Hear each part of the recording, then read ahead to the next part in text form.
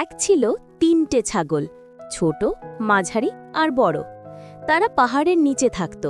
পাহাড়ের ওপারে ছিল এক সবুজ ঘাসের মাঠ, কিন্তু যেতে হলে একটা নদীর উপর ছোট্ট সেতু পার হতে হতো। সেই সেতুর নিচে থাকত এক ভয়ঙ্কর দানব, যে সবাইকে খেয়ে ফেলত।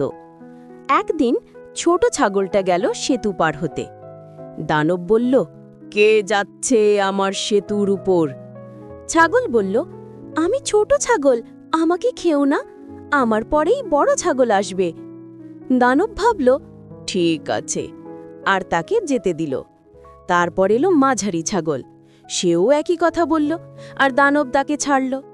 শেষে এলো বড় ছাগল।